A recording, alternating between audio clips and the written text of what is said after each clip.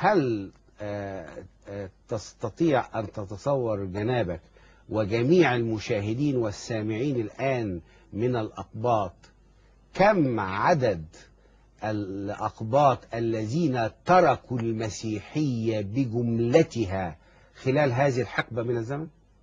إلى أين ذهب؟ الغالبية العظمى تركوا المسيحية وأشهروا إسلامهم، والنسبة الأقل تركوا الكنيسة الأرثوذكسية وهربوا إلى الطوائف الإنجيلية بحثا عن الرعاية الروحية التي افتقدوها. ده خلال قد إيه ده؟ خلال حقبة طولها 36 سنة. يعني أنت بتركز على البابا شنودة وفترته؟ أنا ماليش دعوة بشخص البابا شنودة. معلوماتك منين؟ أنا لي دعوة بواقع شعبي اللي أنا عايز أقدم له خدمة. هذا السي دي اللي هديه لحضرتك هو تسجيل صوتي لاجتماع اللجنة التي رأسها الأنبا بخوميوس مطران البحيرة، وحضرها الأنبا موسى صديق العمر الفاضل، وحضرها أنبا موسى أسقف الشباب. أسقف الشباب. دلوقتي أنبا موسى بيقف قدام الميكروفونات يقول لك إصلاح إيه اللي بتقولوا عليه؟ الكنيسة مش محتاجة إصلاح. حضرها وبصوته، وحضرها وتكلم بصوته، وأنا أعرف صوته جيدا، الأب أنستاس الصموئيلي، وأيضا أسقف من المعادي اسمه الأنبا دانيال ما عرفوش، وآخر.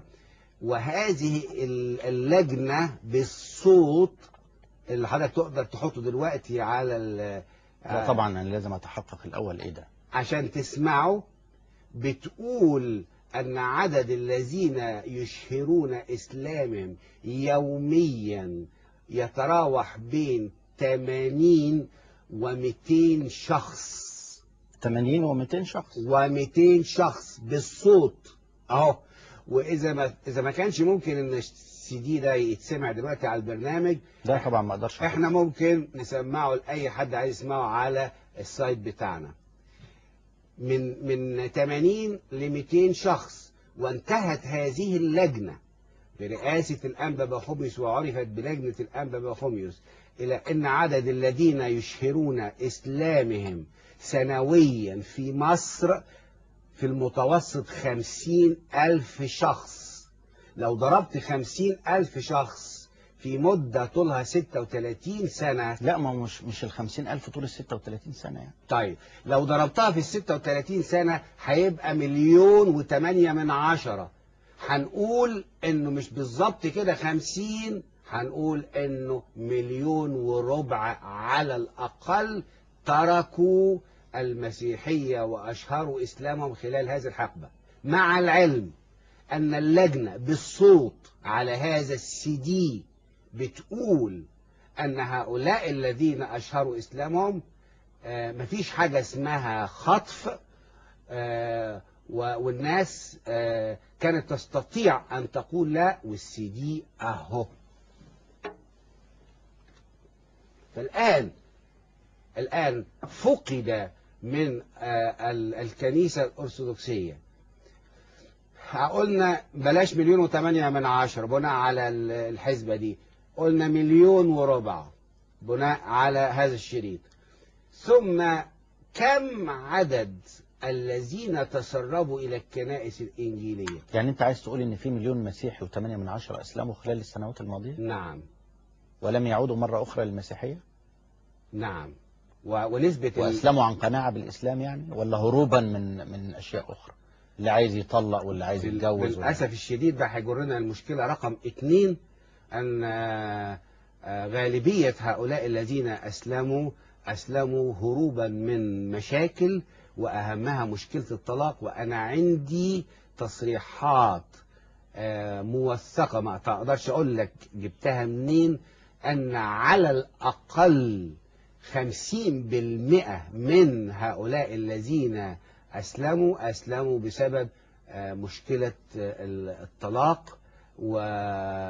وناهيك عن ممكن تقول لي باختصار شديد الآن عشان ما ادخلش معاك في حواديت، ممكن تقول لي باختصار شديد 1 2 3 4 ايه الاشياء التي تختلف فيها مع الكنيسة؟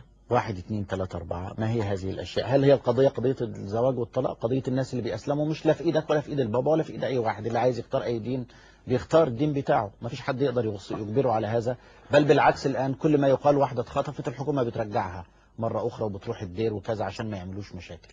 لكن انت قول لي الان، ما هي جوهر الاشياء التي تتحدث انت عنها؟ انا اريد ادخل معك الان في اشياء في صلب المسيحية حواديت. الان انا اسمع منك الاجابة بعد فصل قصير. اوكي. نعود اليكم بعد فصل قصير لمتابعة هذا الحوار، فابقوا معنا.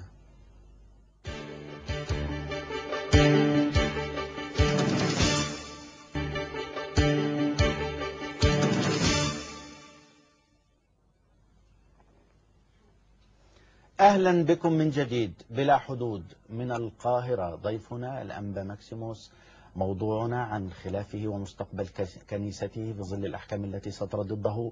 ما هي الأشياء الأساسية أو جوهر ما تدعو إليه كما قلت لك؟ أولا عايز أؤكد وأحدد، أنا لست في خصومة ولا خلاف لا مع البابا شنودة ولا مع أساقفة مجمعه في كنيسة الإسكندرية. أنا في قضية مع شعبي، والقضية التي أكافح لأجلها مع شعبي تتضمن النقاط التالية. 1، أن 1.4 مليون على الأقل، ده أنا نزلتهم 1.4 مليون عشان خاطرك، لكن عشان خاطري ليه هتبقشش عليا؟ هعمل لك ايه؟ قلت لي دول كتير، السي دي بيقول انهم 1.8 مليون، 1.4 مليون. يعني هتبقشش عليا بنص مليون؟ مليون وربع. تركوا المسيحية وأشهروا إسلامهم بشهادة اللجنة الخماسية برئاسة الأنبا بخوميوس مطران البحيرة.